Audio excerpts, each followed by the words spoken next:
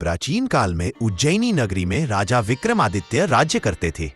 वे परम धर्मात्मा, न्यायप्रिय और दानवीर थे। उनकी ख्याति तीनों लोकों में फैली थी।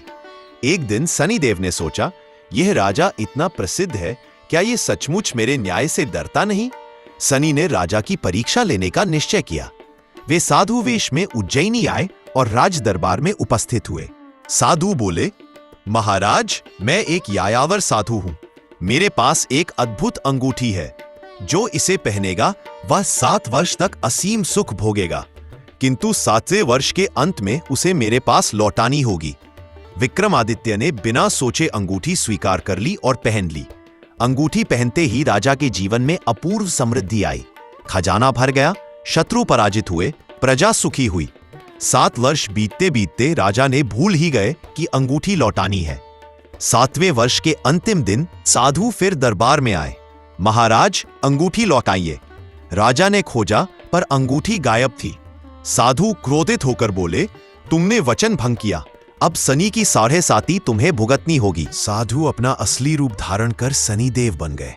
शनि के प्रकोप से राजा का खजाना लूट गया, सेना पराजित हुई, पुत्र मृत्यु को प्राप्त हुआ, राजा को राज्य से निर्वासित कर दिया गया।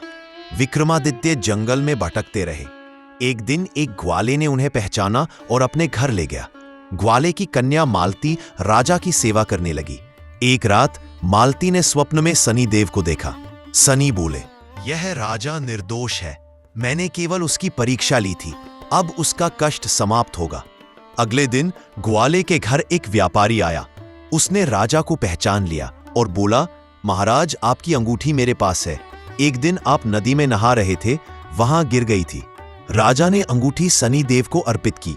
शनिदेव प्रकट हुए और बोले, विक्रम, तुमने धैर्य, सत्य और क्षमा का पालन किया। तुम्हारी 7.5 समाप्त हुई, अब तुम्हें 2 गुना वैभव मिलेगा। राजा वापस उज्जैनी लौटे। राज्य पुनः समृद्ध हुआ।